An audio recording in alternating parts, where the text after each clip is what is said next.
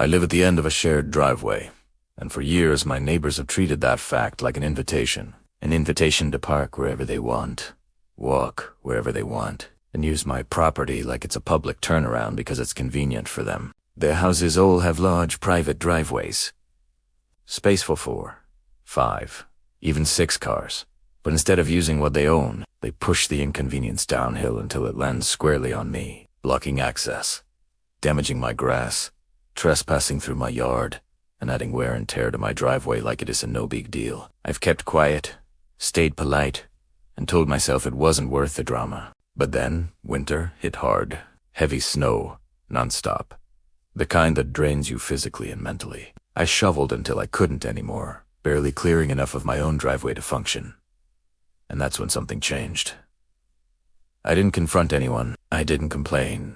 I didn't make threats or post signs bigger than the ones they already ignore. I simply stopped overextending myself for people who have never once returned the favor. What followed wasn't loud or dramatic, but it was the most satisfying lesson in consequences I've ever witnessed. This isn't a story about revenge fueled by anger. It's about what happens when entitlement finally runs headfirst into reality, and no one rushes in to save it. I live at the very end of a pipestem driveway, right where the shared asphalt meets the main road. My house faces outward, while the other 3 houses are turned 90 degrees inward, facing the shared driveway. That detail matters more than you'd think. Each of them has a large private concrete driveway, the kind that can easily fit 4 to 6 cars without any trouble.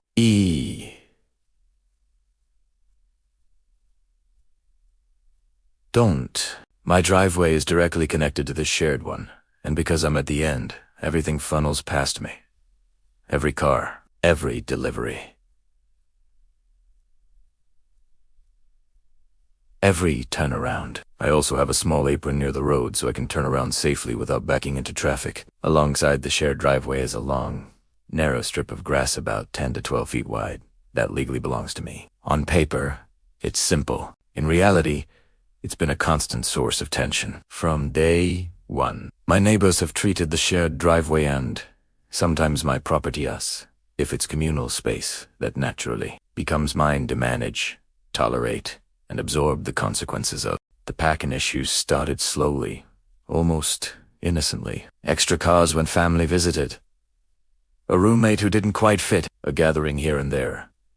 But over time, it became a pattern. Cars would be parked halfway into the shared driveway, forcing tight squeezes just to get in or out. Deliveries became awkward. Emergency access crossed my mind more than once. And when space ran out, instead of using their massive empty driveways, they started creeping onto my grass strip. When I finally said no, politely but firmly, the response wasn't understanding, it was petty. Tire ruts, damaged turf, an attitude that made it clear they felt entitled to it. They don't maintain it. They don't pay taxes on it. They don't own it. Yet somehow, it became my problem for daring to protect it. I didn't escalate. I didn't start arguments. I put up no trespassing signs and tried to move on. Still, the message was clear. My boundaries were inconvenient, and inconvenience, to them, was unacceptable. Winter made everything worse. When I'd snowed, the shared driveway became everyone's responsibility in theory, but only mine in practice. They wouldn't shovel. They wouldn't salt. Meanwhile, I'd find myself spreading salt across the entire stretch, because if I slid while pulling onto the main road, it wouldn't be them facing traffic. It would be me. I did it for safety, not gratitude, and I never got either. What made it worse was that even when my driveway wasn't cleared yet, they'd still drive straight up it to turn around, packing down fresh snow into solid ice. Every pass made my job harder. Every tire track turned into another frozen ridge I had to deal with later. It was exhausting, and yet, I kept telling myself it wasn't worth starting something. I gave Christmas cards and small gifts every year. Most of the time, there wasn't even a thank you. Their visitors, delivery drivers, and service people would drive right past their open driveways, and all the way down to my garage door just to turn around. More wear, more damage. Still, I stayed quiet. Then came that storm, the kind that doesn't just inconvenience you. It drains you. Heavy, relentless snow that doesn't stop long enough for you to catch your breath. I shoveled until my arms burned, and my back begged me to quit. I managed to clear about 2/3 of my driveway before I physically couldn't do anymore. That was it. I didn't touch the shared driveway. I didn't have the energy. And honestly, I didn't have the motivation anymore either. I remembered every time they watched me shovel and still drove over my work. Every time they ignored the ice, ignored the signs, ignored basic courtesy. For the first time, I didn't push myself past my limit for people who had never once done the same for me. I went inside, I rested, and I waited. Not out of spite, but out of exhaustion. And maybe clarity. Sometimes you don't decide to stop being generous. Sometimes your body and your patience just decide for you. The next morning, I saw them outside.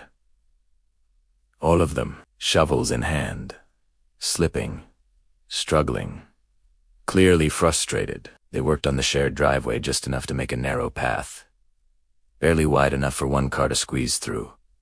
It wasn't clean, it wasn't safe, and it definitely wasn't generous. The entrance to the main road was still tricky, still risky. Watching from my window, I felt something unexpected.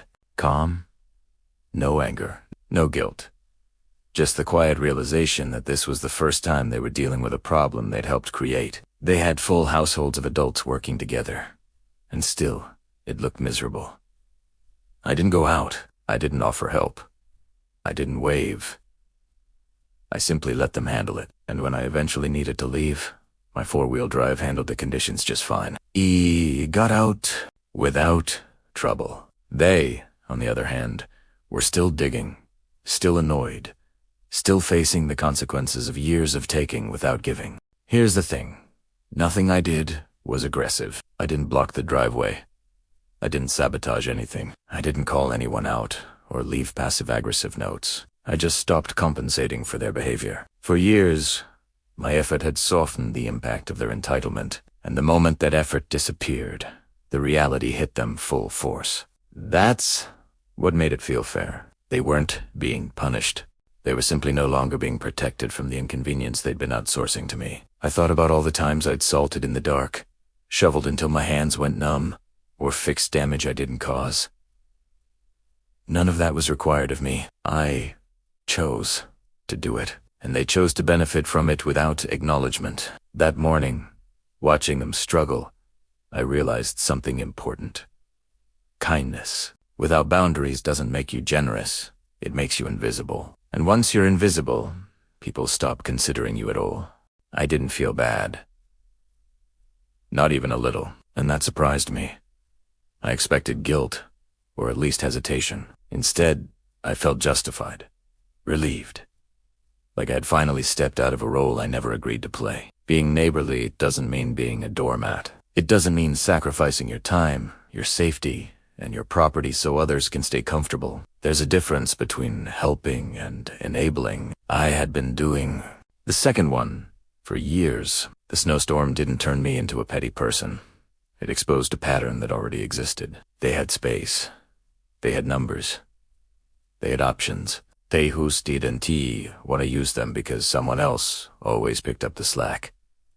This time, no one did, and nothing bad happened. No emergencies. No disasters. Just inconvenience. The same inconvenience they'd been pushing onto me for a long time. This isn't a story about revenge fueled by anger. It's a story about consequences finally being allowed to exist. About what happens when entitlement runs out of free labor to lean on. I didn't win by confronting anyone or escalating the situation. I won by doing nothing extra. By staying within my limits. By letting adults solve a problem they were fully capable of solving all along. If they had ever been decent neighbors, if they had respected boundaries, helped when it mattered, or even acknowledged the effort, I probably would have pushed myself to help again. But respect is reciprocal, and generosity isn't infinite. Winter doesn't care how entitled you feel. Snow doesn't move itself. And when you spend years ignoring the people around you, don't be surprised when one day, no one comes out with a shovel to save you.